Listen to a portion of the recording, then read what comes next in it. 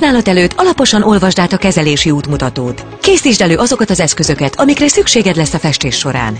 Legyen nálad óra, kézitükör, műanyagfésű, műanyag hajcsipesz és a ruhád védelme érdekében egy régi törölköző.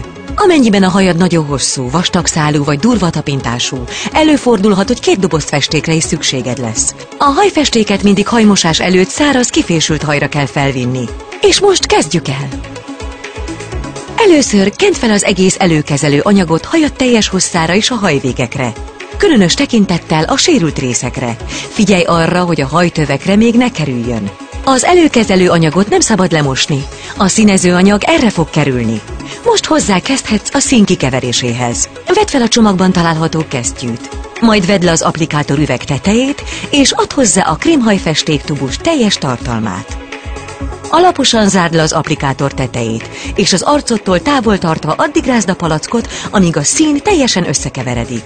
Csavard le a kupak tetejét, hogy a termék akadálytalanul átfolyhasson az applikátoron. A hajfestéket azonnal vidd fel a hajadra, a festék ugyanis csak ilyenkor aktív.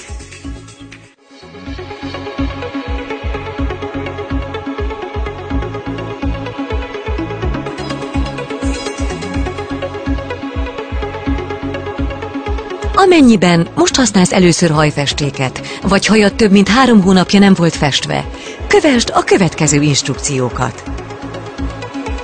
Az applikátort használva kezd el felvinni a hajfestéket a hajadra, a választékok mentén előről hátrafelé haladva. Ujjaiddal masszírozd bele az anyagot a hajadba. Válasszd szét száraz és nem mosott hajadat körülbelül fél centis egyenlő részekre. A palackot finoman összenyomva vidd fel az anyagot a hajadra, a tövektől egészen a hajvégekig. Finoman masszírozd bele a hajadba, így biztosítva a tökéletes fedést és hatást. Ismételd ezt a folyamatot előről hátrafelé haladva, egészen addig, amíg a hajadat teljes egészében be nem fedi a festékanyag. Használj egy kézitükröt, hogy meggyőződhess arról, hogy a fejed hátsó részét is teljesen befetted. A maradék színezőanyagot dobd ki, ne használd újra. Várj 30 percet. Érdemes 35 percig is fennhagyni a hajfestéket, ha makacs őszhajszálaid vannak. Néhány helyen sötétebb árnyalatok is megjelenhetnek, ez azonban normális része a folyamatnak.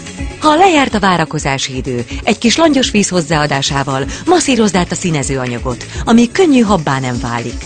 Alaposan öblítsd le a hajad, amíg a víz teljesen tiszta nem lesz. Masszírozd a hajadba az utókezelőanyagot, és várj 2 percet. Jól öblítsd át langyos vízzel. Szárítsd és formázd a hajad, ahogy szoktad. Élvezd új, gyönyörű hajszínedet!